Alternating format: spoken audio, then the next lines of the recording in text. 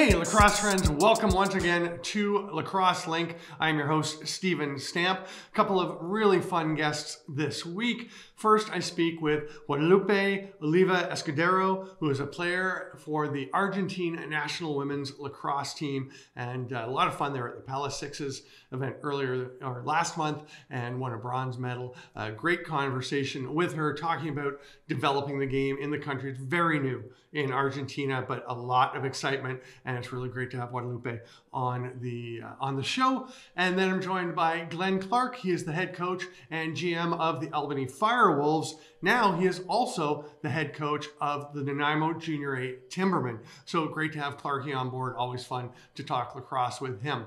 And I just want to say a big welcome and welcome aboard to all of our viewers on Lacrosse Sports Network. We are still on, of course, our YouTube page, but we are now debuting on LSN. Very pleased to be part of the network and to have our content out there. Hope everyone enjoys the show wherever you're watching it. Stick around for the rundown at the end of the show. Thanks for being here on Lacrosse Link. Beautiful play, Aaron Greyeyes. He is having himself a tournament. He made the save regardless of the crease call, and that shows he is at his acrobatic. In the middle, it just bounces off, but it's picked up and scored. And it's a ticket talking Mazda for the biggest. That's a comma and a comma and a comma. Gotta get it. I'm very pleased to be joined here on Lacrosse Link by Guadalupe Oliva Escudero. And I know I did okay on the name, not perfect, but we're very happy to have you here, Guadalupe, anyway. Hello, thank you, Stephen. So, for anyone who isn't familiar with you, which is probably a lot of our viewers, you are from Argentina and moved to the U.S. to play, to go to college, and started lacrosse then, and now you're a member of the Argentine national team, and you've been to a couple of events, the qualifiers for the World Championship coming up in Towson now in 22, originally 21. And now you've come back and you were the captain for the bronze medal Argentine team at the Palace Sixes Cup. Congratulations, and I can't wait to hear more about so much of your journey. Thank you so much. So when you came to the United States to go to college, what led you into lacrosse in the first place? So it's actually a funny story because when I was at home, I was playing sand volleyball, and I was coming to the U.S. to actually play sports. I was coming to play sand volleyball to a university in Florida, and then I got injured, so that those plans were canceled, and I still wanted to come to the U.S. because I'm planning on, I'm doing currently scientific research, and that was always my goal. So then I ended up in Lindenwood University in Belleville, and I didn't want to play volleyball because I was a little frustrated with it. I heard that lacrosse was doing tryouts. Okay. The funny thing is that I didn't know what lacrosse was. I had to Google it because that sport wasn't heard of in Argentina in 2018. So I showed up to the tryouts, and somehow I got in the team, and I loved it ever since. Now, you say somehow you wound up in the team. I've spoken to your coach, Nico Prandi, the Argentine national coach, and he said you were a natural, that you just took to it right away. Bit of a learning curve, obviously, coming to the new sport, but that your skill set really evolved quickly, and that you quickly became a leader, hence being the captain on the team this year. Did you feel like it just came really quickly and naturally to you? I do feel like lacrosse is a very athletic sport, and I had that. So like the running, the fast pace, and all of that, I already had it. And as an athlete, I mean, it was hard to learn a new sport, but I do feel like I might have picked it up kind of fast. So the first big tournament you go to is the qualifiers for the World Championship to be held in Towson. This was in 2019. What was that experience like? That was your first chance to compete against a bunch of nations and see all these different teams taking part. Yes, and I actually believe that was the first experience ever for any women's national team from Argentina. Right. So we had a lot of different feelings coming into that tournament. All of our players came from Argentina, except for me, that I was already here. So I'm really glad that they were able to make it with all the challenges and the hardships that entails. But it was a really great tournament. We didn't do so great when you're talking about results, but we learned so much, and we helped with the mission of Argentina Lacrosse, which I wanted to say the mission of Argentina Lacrosse is to just further develop lacrosse as a sport in Argentina. So we go to these tournaments, even though we don't get the results that we expect or not, but we go in order to learn from these experiences, and then to try to go back home and teach whatever we've learned, to bring equipment that we get donations for and things like that. So I think we've learned a lot in that tournament.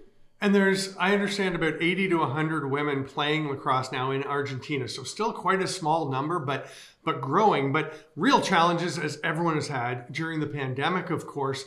So my understanding, again, is that you've been doing a lot of, distance learning, Zoom practices, just getting training to everybody on the team or everyone involved in the program to just try to keep advancing, which obviously very difficult, but you feel like there's still strides being made?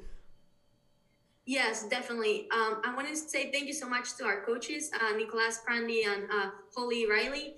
They're great coaches, and they're doing everything they can to still try to get the team together. Right now, we have half of our players here in the U.S. and the other half of our players in Argentina.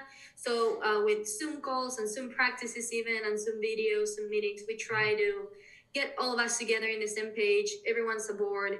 And even it's so hard right now to recruit players, or even to practice as a team, the coaches are still recruiting new players all the time, and they're doing a fantastic job. So that's on them, honestly.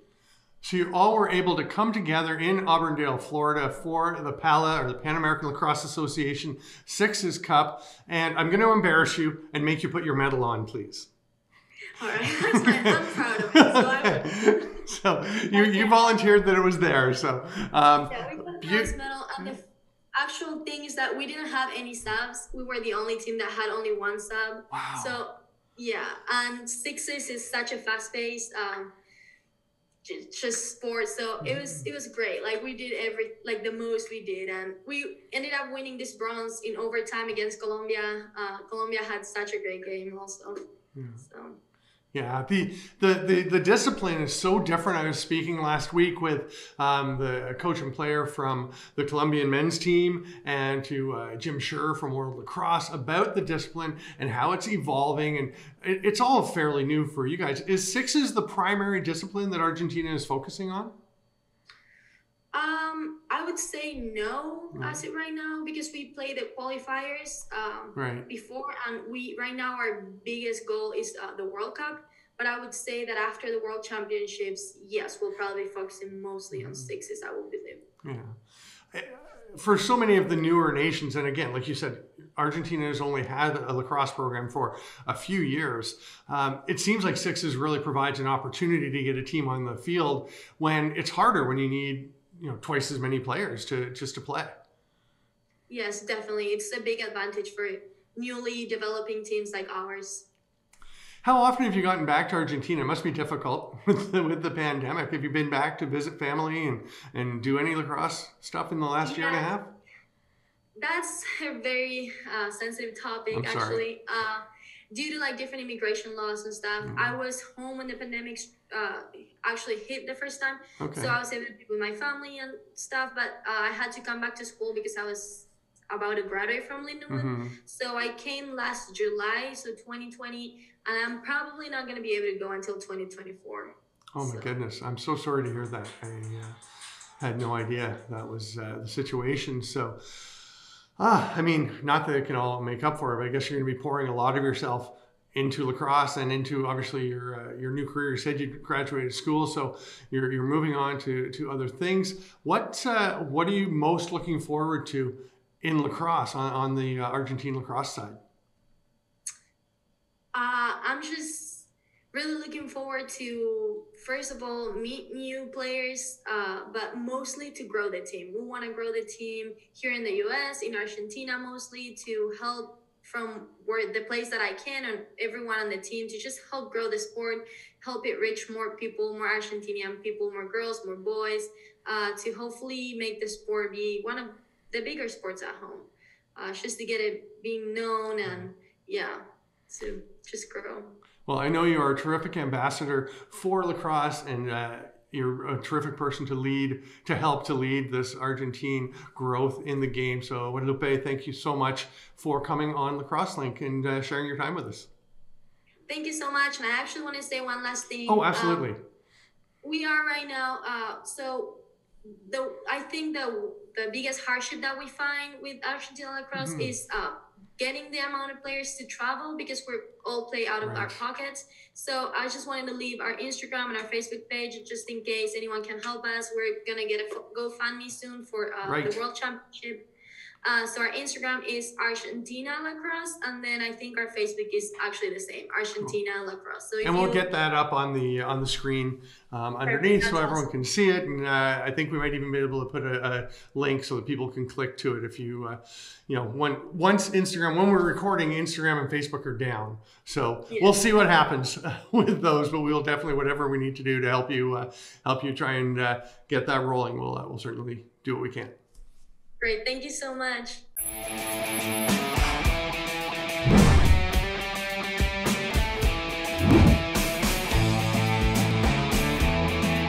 Hi, this is Jaden with Al Anderson Source for Sports. Excited to tell you that we got all our new lacrosse product in for this upcoming season. Whether you're playing box or field, our lacrosse experts are going to make sure we get you into the right equipment to elevate your game. At Al Anderson Source for Sports, we know our stuff. So Glenn Clark was going to be the head coach of the Burnaby Lakers. The pandemic put the kibosh on that, but now you are going to be, in addition to your duties as the head coach and GM of the Albany FireWolves, the coach of the Nanaimo Jr A Timbermen. Welcome to the show. Looking forward to talking about this. Thanks a lot, Stan. Good to be with you. So the Burnaby thing obviously looked like it was going to be a lot of fun. You're, signed up, and then everything hit. Everything was shut down and just didn't happen. So now you've got this opportunity, and I'm curious how this one came about. How you wound up connected with Nanaimo. To be honest, it was actually through Paul Day. So Paul and I were helping out coaching with Evolve because both our younger guys were playing. Right. And we had a practice, I think it was a Friday night, and Paul came up to me in the parking lot and said, hey, I've been talking to, he'd had a previous relationship with Chris Bowman in Nanaimo, and, going back to some things they did through, senior lacrosse and junior lacrosse and different things. And I guess Chris asked him if he knew anyone that would do it, and Paul knew with, flexibility in my schedule and the desire to go to Burnaby. So he recommended me, and I talked to Chris, and it sort of took roots from there. Very cool. And the flexibility comes because I know you mentioned you'd retired from teaching. It's a couple of years now, right? It's 2 years, almost to the day. It was the World Championships in 2019 was the last day I taught when we went out to Vancouver. Right, when you're the coach for Canada in Langley, and you're heading back west.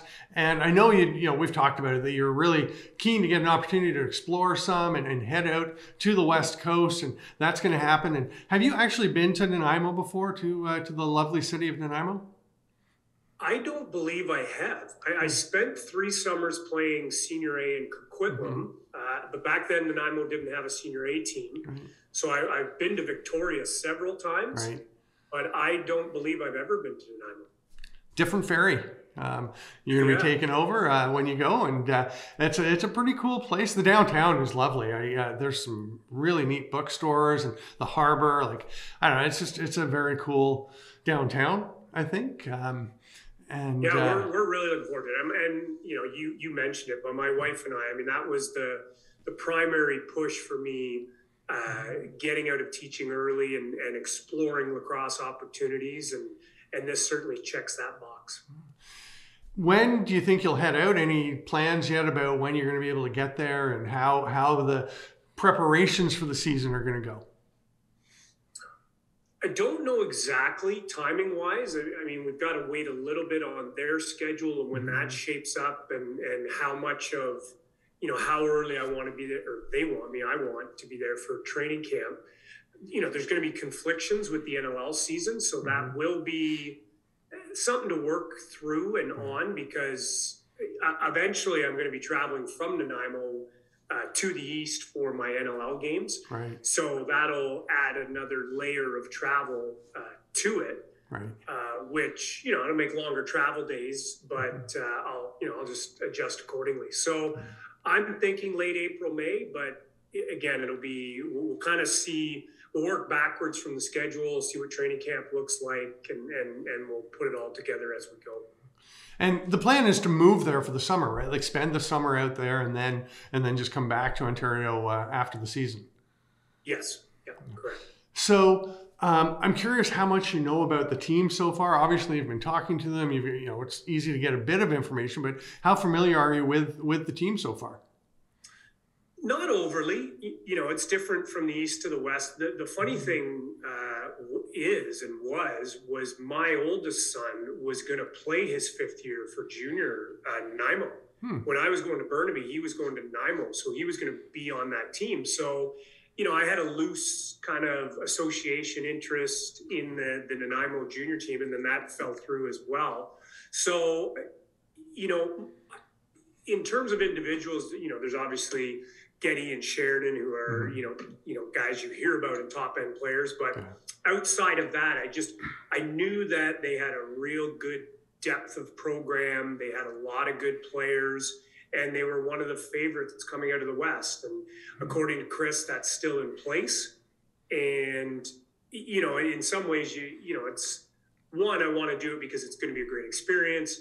You take a bit of a leap of faith and you like the challenge. So, I'm just excited to get there, and it's always going to be acclimating to the team, no matter how much video you watch, how much you hear about this player, or whatever else. Until you get your hands on it, it's a different experience altogether. I figure, you were a defensive guy. You're made your bona fides on the defensive side of the ball, but I think you're going to look like an offensive genius when you roll out Ryan Sheridan and he scores like 150 points. Because this kid scored 99 points as an 18-year-old. That's got to be pretty exciting, thinking about getting to roll him out onto the floor with a pretty talented supporting cast around him. Yeah, and I've obviously seen film of him. I haven't seen him play live. I don't think I would have ever, but I've seen film of him.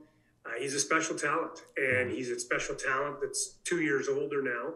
And as you mentioned, and with any team that's going to have success, all of those teams will have some great players, but it's the depth of the supporting cast and the depth of the program in general that dictates your success. So, it's great having a player as skilled as Ryan, but you obviously need a lot more pieces to fill that out if you're going to have any success. Yeah, Justin Getty, another good one. I did get to see him play live at the World Juniors a couple of years ago, and obviously a high draft pick, and Calgary was pretty high on him. A lot of teams, I think, had an eye on him, thinking he was a real diamond in the rough there going in, because he was a younger goalie when he was drafted, but he's got some real upside. Yeah, and again, another one of those, you don't win without talent, obviously, and you don't win without high-end talent, and those two certainly deliver on that part of the equation. But again, it's going to be what's in front of him and what's supporting Ryan and what the whole cast looks like.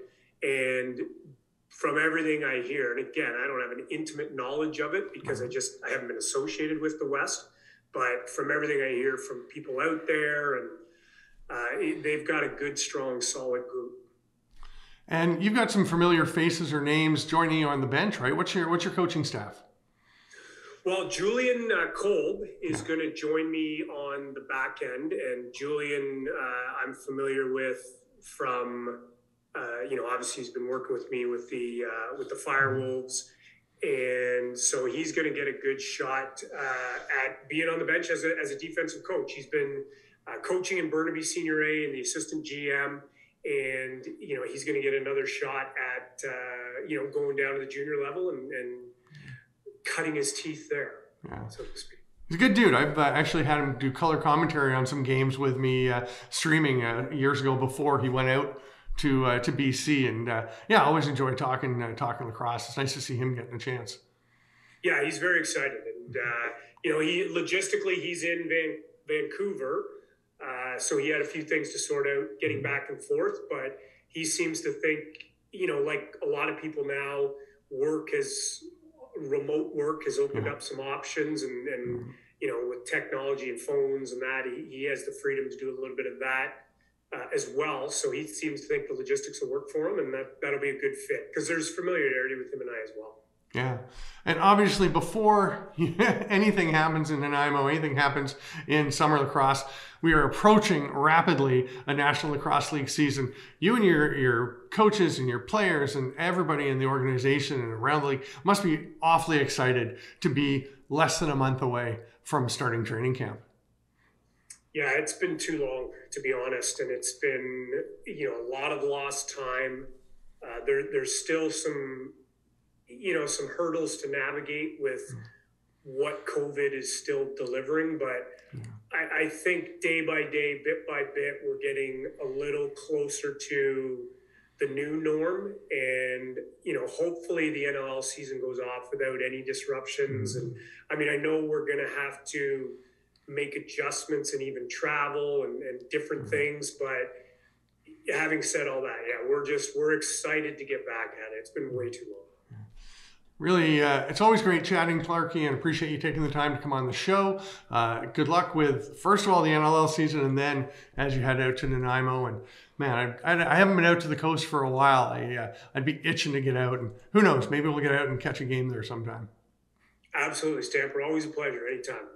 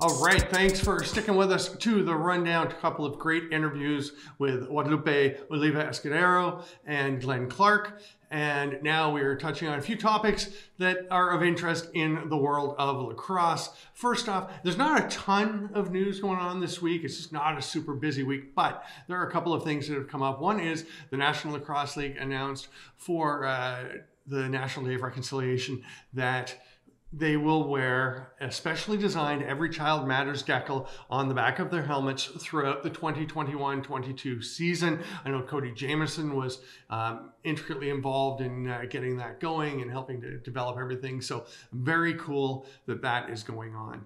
On kind of a related note in terms of dealing with Indigenous peoples, the National Lacrosse League signed a partnership a little while ago for gear, an official gear partner with Lax Sav, used to be called Lacrosse Savage.